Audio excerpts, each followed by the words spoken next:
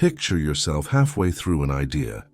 You are shaping a thought that carries weight, something you actually care about expressing. It could be during a meal, inside a professional discussion, or among people you know well. Then, without warning, another voice slices through the moment. Your words are overridden. Your presence is pushed aside as someone forcefully redirects attention toward themselves. In that instant, something automatic happens inside your body. Your breathing shifts. Your heart rate accelerates. A wave of tension moves upward, warming your face and tightening your chest. This reaction is ancient.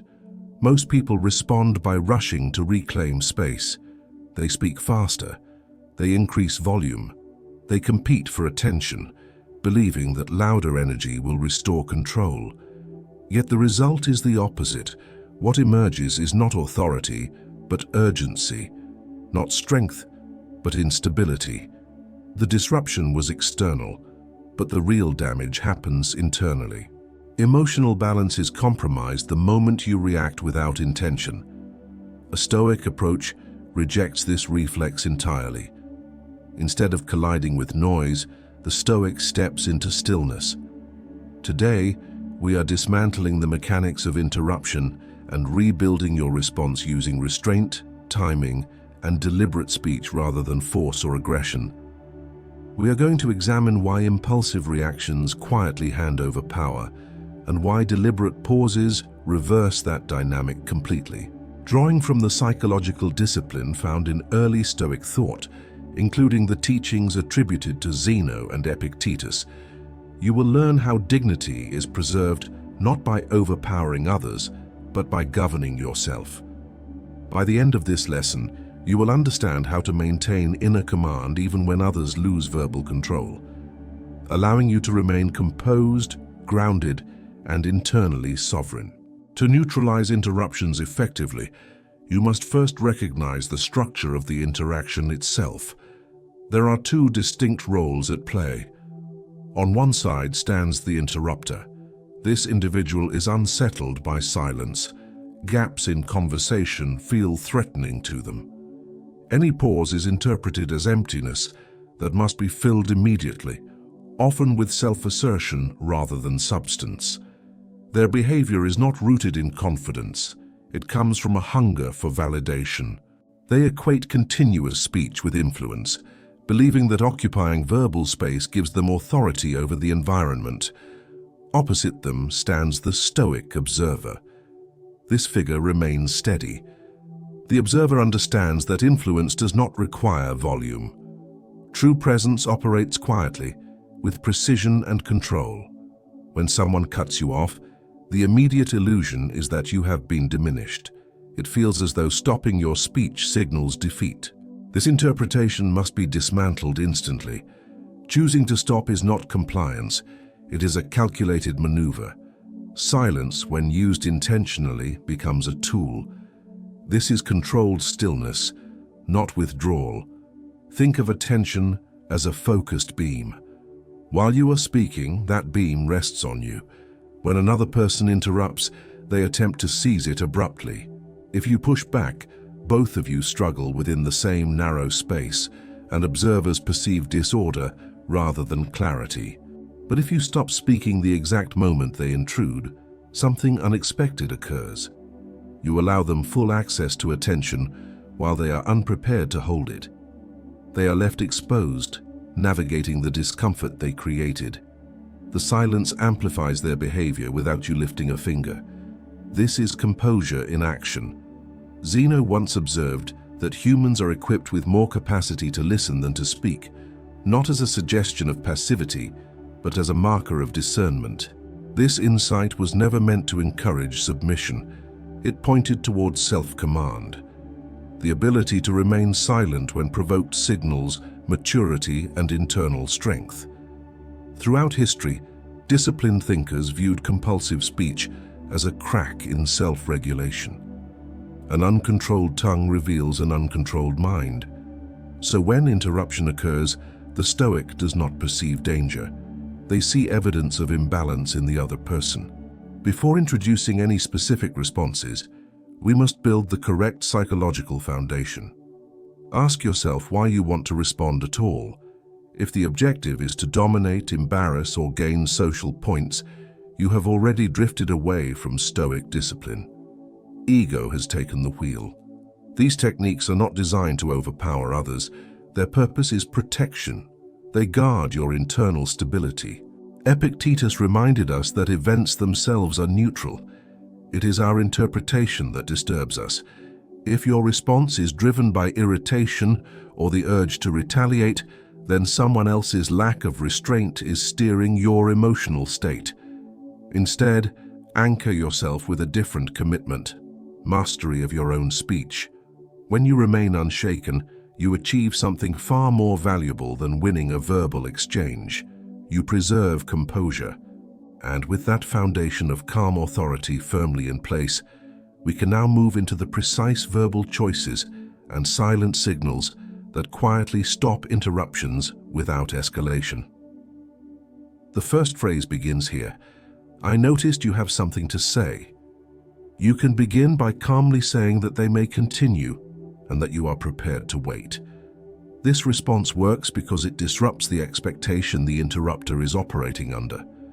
They anticipate resistance, overlap, or escalation.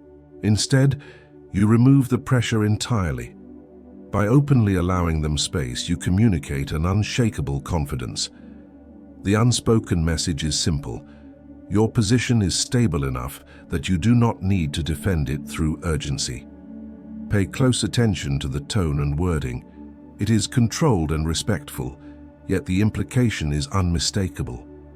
When you state that you are willing to wait, you are signaling that the conversation is temporarily paused, not abandoned.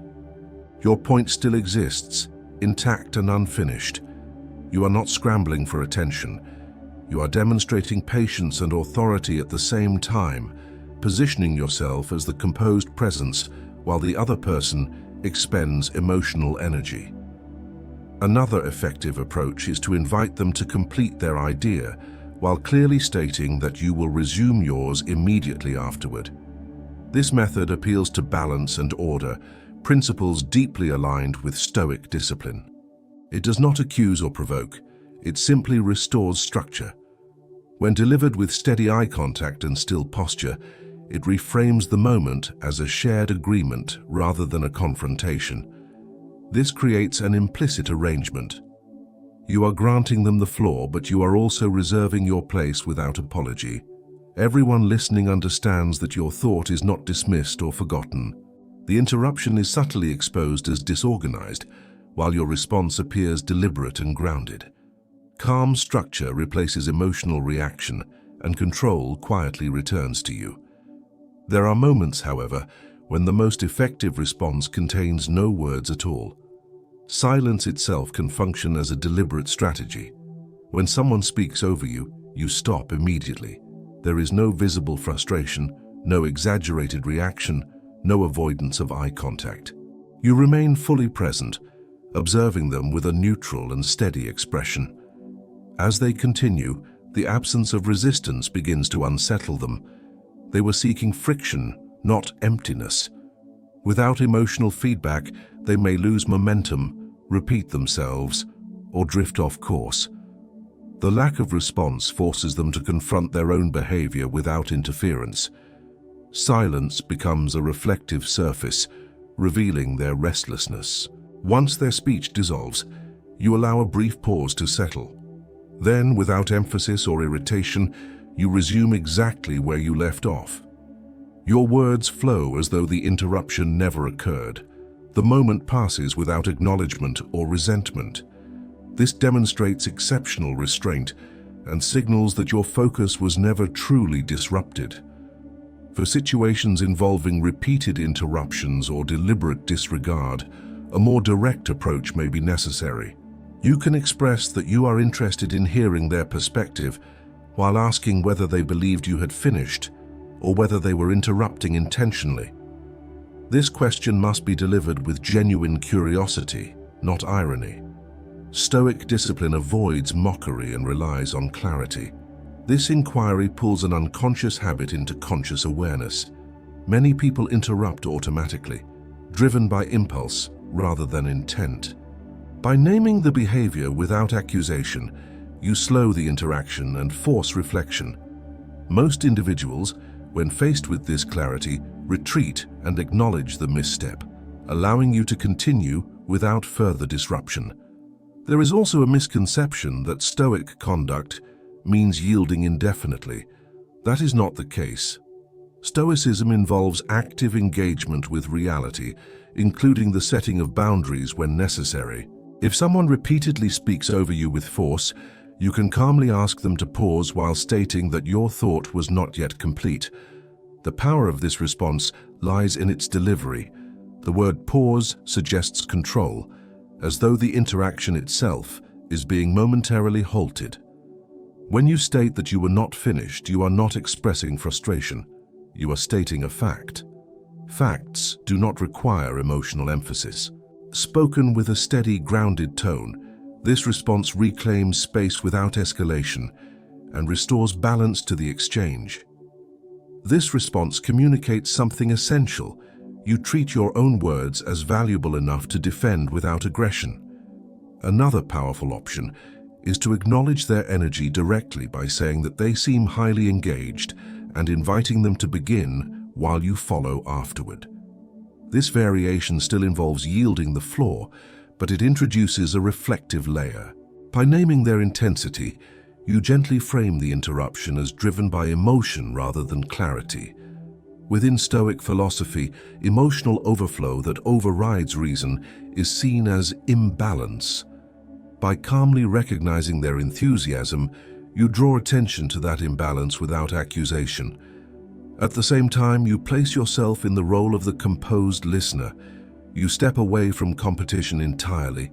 You are no longer fighting for fragments of attention. You are observing. This shift changes the entire dynamic.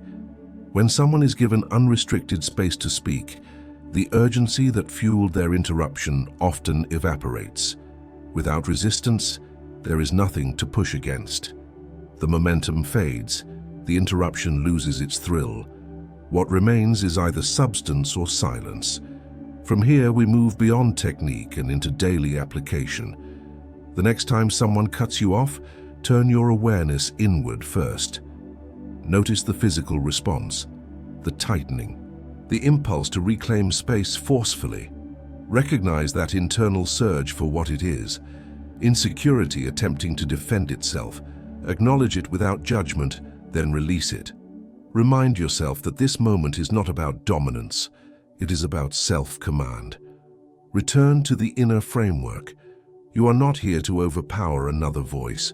You are here to preserve your dignity. Choose your response deliberately. Whether you employ stillness, structured yielding, or a calm boundary, deliver it with intention. Let your response carry the weight of discipline rather than emotion. Remember that the Stoic teachers stood unmoved in front of both authority and adversity. Their composure was not selective, it was consistent. When you stop competing for attention, something unexpected happens. Others begin to lean in. People naturally listen to those who speak sparingly and with precision. Silence, when chosen, creates gravity. Pausing when interrupted does not mean you disappear. It means you are allowing disorder to exhaust itself. You wait for the turbulence to pass so clarity can return. Truth does not need to shout. It requires space. Modern life is saturated with noise. Many people fill every quiet moment with sound because silence forces self-reflection. Do not imitate that pattern. Become the contrast.